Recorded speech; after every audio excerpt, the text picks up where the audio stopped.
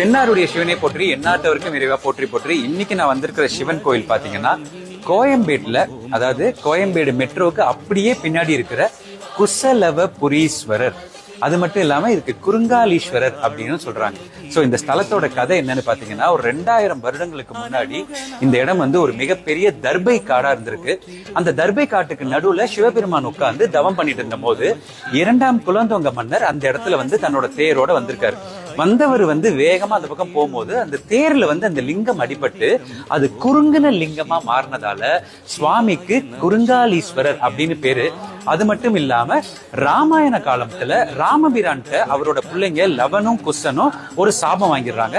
அந்த சாபத்தை தீக்கிறதுக்காக லவனும் குசனும் இந்த குறுங்காலீஸ்வரர் வந்து வணங்கினதால இந்த கோயிலுக்கு லவகுசிர்ல குசலவபுரீஸ்வரர் அப்படிங்கிற இன்னொரு அற்புதமான பேரும் இருக்கு. அது மட்டும் இல்லாம அம்மனை பாத்தீங்கன்னா அறம் வளர்த்த நாயகி அப்படின்னு பேரு. அதாவது இந்த அம்மன் வந்து எப்படி இருக்காங்கன்னா, அப்படி இப்படி நிக்கும் போது அப்படி ஒரு ஸ்டெப் இப்படி எடுத்து வச்சிருக்காங்க. அதுல என்ன ஐதீகம் சொல்றாங்கன்னா, வரவங்களோட கஷ்டத்தை தீக்கிறதுக்காக அவங்க ஒரு ஸ்டெப் எடுத்து வந்து அவங்க வந்து ஒரு அறம் வளர்த்த நாயகியாவும், அது மட்டும் இல்லாம தர்ம சர்ம வத்தினி அப்படிங்கிற பேரும் அம்மனுக்கு இருக்கு. சோ இதுல என்ன இந்த கோயில்ல ரொம்ப விசேஷமான விஷயம்னு பாத்தீங்கன்னா, சுவாமி வந்து வடக்கு பார்த்து இருப்பார், ஆனா அம்மனும் வடக்கு பார்த்து இருக்கிறது வந்து ரொம்ப அற்புதமான விஷயம். அண்ட் சுவாமிக்கு ரைட்ல அம்மன் இருக்கிறது ரொம்ப ரொம்ப ஒரு அற்புதமான விஷயம்.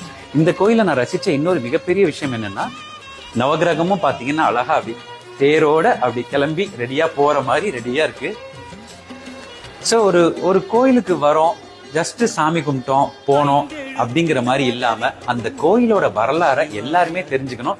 அண்ட் நாளைக்கு வந்து சிவராத்திரி, எந்த கோயிலுக்கு போலாம் அப்படின்னு யோசிச்சுட்டு இருந்தீங்கன்னா, நம்ம கோயம்பேடு ரோஹிணி ராயினி தியேட்டருக்கு நேர் எய்த்தாப்புல மெட்ரோக்கு பக்கத்துல இருக்கிற குசலவபுரீஸ்வரருக்கு வந்து சிவனோட அருளை வாங்கிக்கங்க.